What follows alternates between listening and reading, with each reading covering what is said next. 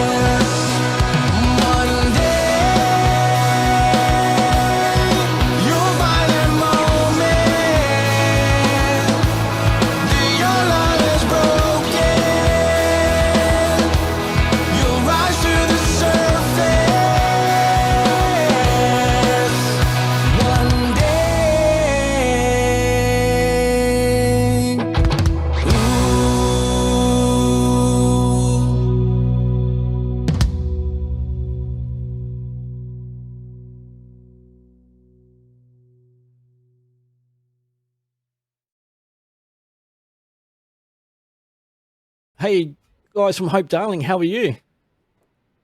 Good. Hey, how are you? Yeah, Oh, we're good. glad to be here. Thank you for having us. No, thanks for joining us. There's a bit of a time zone difference, but we're here, we're chatting away, so it's good to go. So we actually found you guys. We got an email from one of the PR companies saying, have a listen to the track. The album's been released. And if you want to interview, let us know. And so we get heaps and heaps of these emails come through, and we listen to the music, and it's like, 99% of it we can't play or whatever. But when we listen to your album, the whole album from start to finish, like all 9 tracks, are great.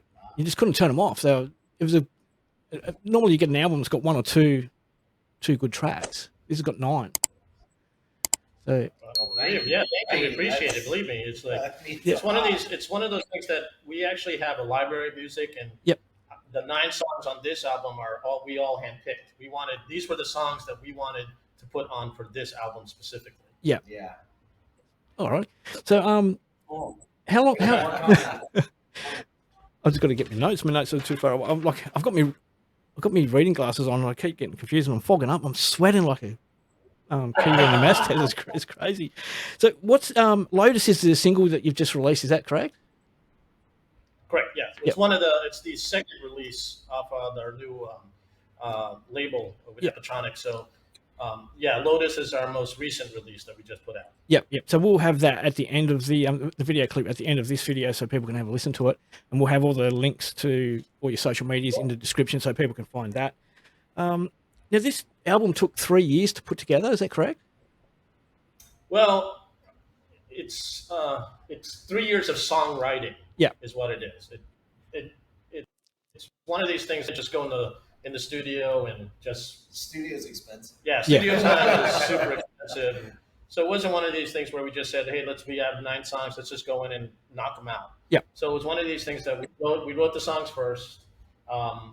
We played them a few times, played them live, and then when we felt we had it, the structures down, the sound down, we said, let's go in the studio and record it. Yeah. So all the accumulation of these songs is really just, we took 3 years of putting it together to make this one album, but it's 3 years of songwriting that we put together. Yep. Do you get out performing very often? And COVID happened. Yeah. Oh yeah, then COVID happened. Oh yeah. So, How did that affect you? Did that affect you very much? oh yeah. Yeah. So, yeah. Yeah, because I know over here, we had lockdowns all the a lot time. of our venues shut down. Yep. Yeah. We actually had a few things lined up. Yep. Some shows out of state, out of Florida that got shut down too. So yeah. Yep. Aside from the music, our families and friends, Yeah. some of us ourselves got it. So Yeah. Do you just get out performing very much? We're picking up steam. We're starting to pick up steam now that the album's out now. Yeah. So like this month we have We have what, like We have 5 four- gigs this month? four gigs. Yeah. And one is back to two are back to back. Yeah. So things are picking up, which is what we wanted. So Yeah. So which is your favorite track out of the 9 songs? whoa. Man. Final track. Yeah. No, favorite track. Favorite track. Favorite track. Yeah. I think we each have a different one. Yeah. You want, which one's your favorite? If I had to say, I would probably say Rain is my favorite Yeah. track. Just because I knew Frank was going to say That's it. one of my favorites. Yeah. And that's one of the newer ones. Yeah. Yeah. I think that's one of the ones Last we've. year. I think that's one of the songs that we've added a couple to the playlist, because we can't add all 9 at once, because if we add all 9 at once, the algorithm that we use to play the music would just keep playing you guys, and no one else would get a. I don't know if that's so bad. But Yeah. So, are you getting much airplay over in the States? not as much as we would love. Yeah. Obviously. Yeah. It's one of these things that we've always been so we just got signed to Epitronic. We signed last year, but Yeah. you guys just heard about the Lotus just got released. That's the second release in Yeah. 2 months. So just like any band, we're hoping it picks up steam. We're hoping that people. All we want is people to hear it. Yeah. Just like you guys, believe me, we're extremely flattered that you guys even, even not aside from listening to it, but putting on your air, but even enjoying every single song. That's. Yeah. I mean, I'm happy if someone just picks up one of the songs and is happy with it. Yeah, well, like I said, I just I listened to Lotus, and then I thought, I'll have a listen to the other tracks.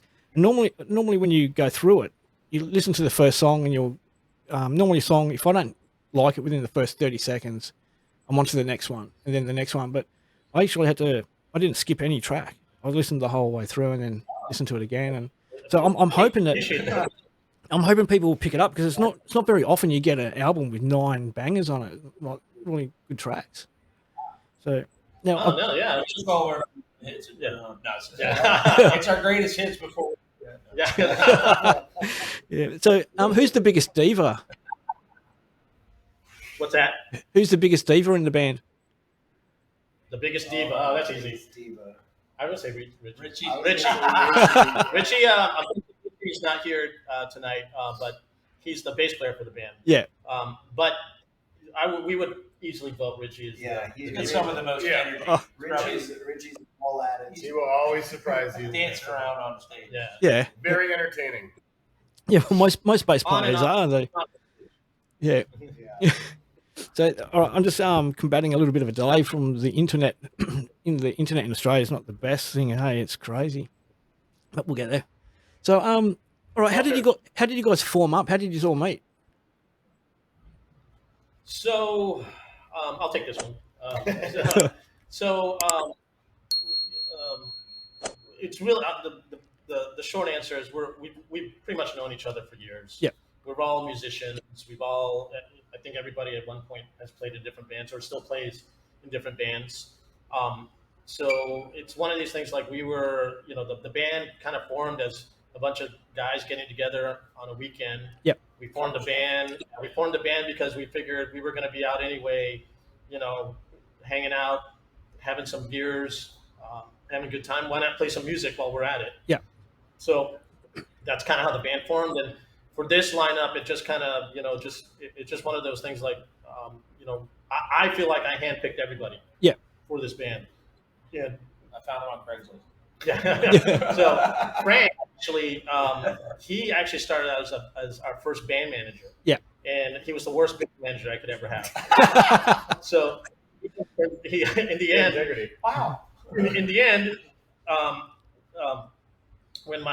when the old rhythm guitar player decided to phase out of the band, I invited Frank to come in, and so that's why I say I feel like I handpicked everybody for the band. Yeah. But yeah, it's just we're all good friends. Our families are, our wives. Yeah. We all know each other well. We get together off stage pretty regularly. Yep. So yeah, to me, the band is our brotherhood. Yeah, It's our fraternity in a sense. Yeah. No, it's good. It's really good when you get a band that they all get along and no arguments, no egos. I didn't say we didn't get along. Rock and roll, man. Yeah. Okay. When you sit down to write your music, do you have any rituals or superstitions? Is there any process to your writing, or do you just get in and get it done? I pictured Richie I was gonna say meditating. No. Usually Gabe comes up with Gabe usually already has the lyrics, or at least some sort of idea. Some idea, and one of us might come up with a riff or something, and then we'll keep playing it, and if it works, if we can get into something around it. If not, we usually kind of know almost right away to try something different. Yeah, I don't think there's.